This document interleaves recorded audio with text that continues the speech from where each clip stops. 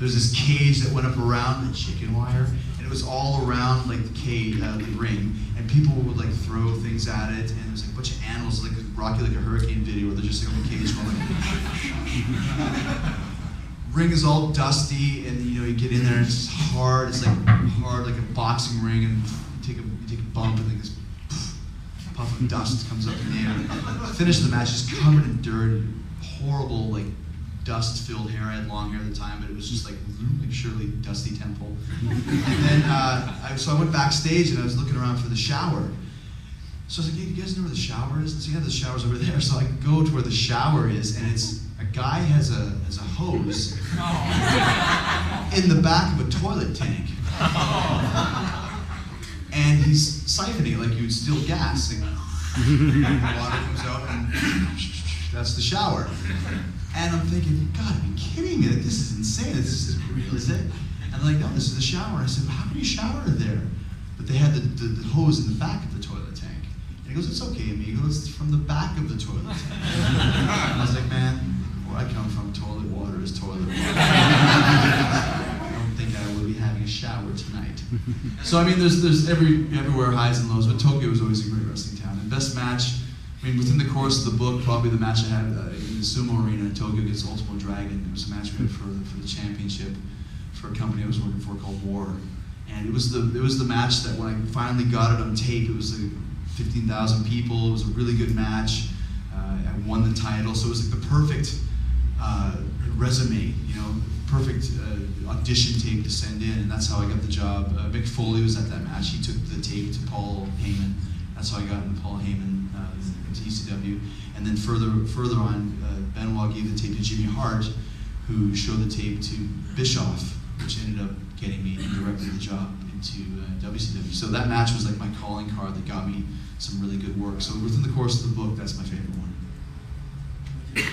So what do you think it is culturally that makes a different city a great wrestling town as opposed to something else? Is it something more corporate or media driven, or is it something? What makes the differences in the cultures? Yeah. In the cities or the countries? Well, cities first, and then maybe countries. Well, if you take a place like Mexico or Japan, obviously the big cities are the media centers, and they both had television coverage. So Mexico City in itself is I think it's the biggest city in the world. It's one of them. And there was, like literally on a Sunday afternoon, there'd be 30 different wrestling shows, all just in Mexico City. So you could, like I worked a bunch of times 4 matches on a Saturday. I'd have a 10 a.m. match, 2 o'clock match, a 6 o'clock match, and like a 9 o'clock match. You just go for, you wouldn't even change your gear. You would just, have your match, take a shower out of the toilet, match, and then you kind of bump around. So it was such a huge part of the culture, because not only as, it's a big family thing there, where, Saturday afternoon we'll take our family to the lucha matches, just like you would take your family to the movies, and they actually have a day in Mexico City called Kids Day in all of Mexico, and Kids Day is when the huge shows are, because all kids go for free, and it's very much a part of the cultural fabric of the whole nation. There's a guy there called El Santo who's like the most popular figure.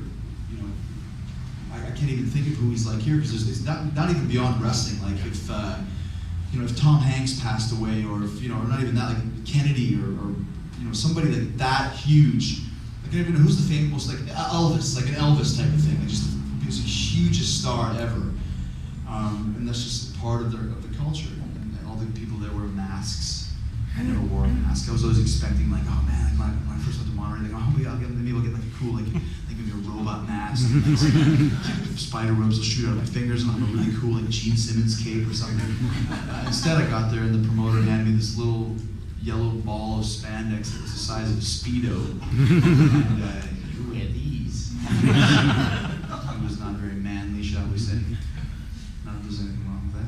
And I was like, dude, I can't wear these. There's just no way I can wear this outfit. He's like, okay, then you wear these. And they were like this much longer. So I wear them. If you look in the book, there's a picture of me. It's my first trading card. It's a Topps trading card from Mexico, and it might as well be like the Chris Jericho models, the ball bag collection. Because that's what you see.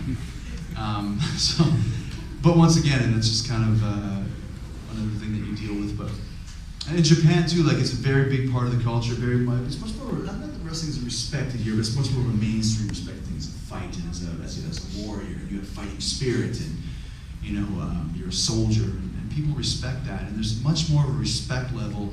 Like in Mexico too, you go to you get your paper, the LA Times, and there'll be the results from the wrestling matches from the night before. Japan will have the times and pictures. They treat it as a legitimate sport. Which in a lot of ways it is. That's a whole other thing. But I mean, they have clips of it on the highlight. They'll show soccer highlights, baseball highlights, and then wrestling highlights. It's just kind of the way that the culture is there. So it's a lot different than it is here.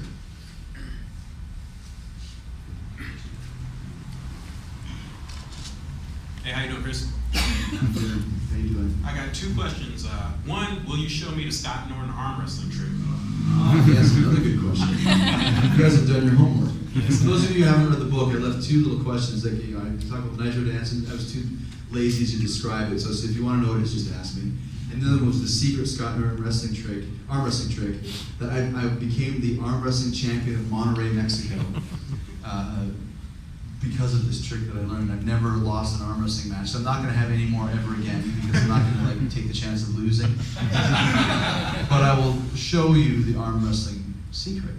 Right on. Second question is, with the state of wrestling being the way it is now, with territories, they've dried up and it's hard to get into Mexico and Japan, if you had to start your career now, how would you go about it? That's a really good question, man. A lot of people ask me, like, how do I start, or what do I do? And they always say, go to wrestling school. Where should I go?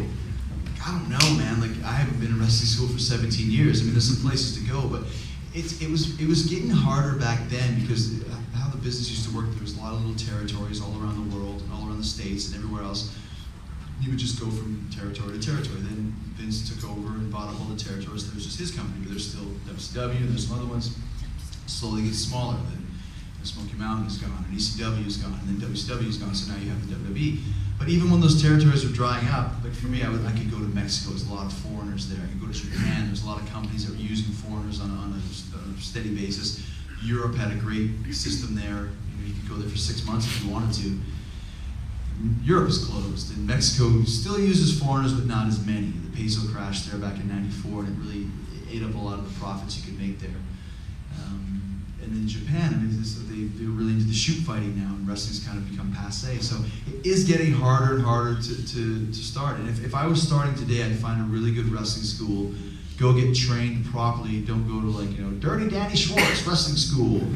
If you haven't heard of the guy, don't go to his wrestling school. If I'm going to go to learn to play guitar, I'll go to the Guitar Institute and take a lesson from Eddie Van Halen.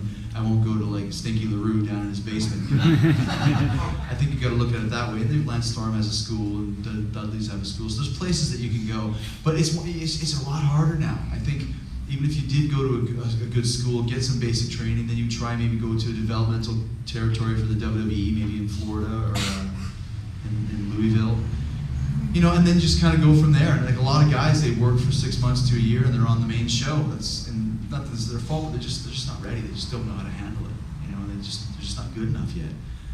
Back in my game, I used to have to walk both ways to school, uphill and lazy blizzard. But when I started, by the time you got to the WWE, you were ready. Like, you had years of experience, and you were cutting heads and hurting feelings by the time you got there.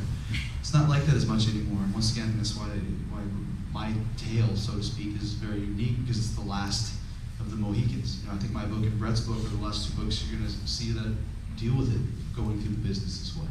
So I think it's a lot harder now, I would think. A lot less opportunities.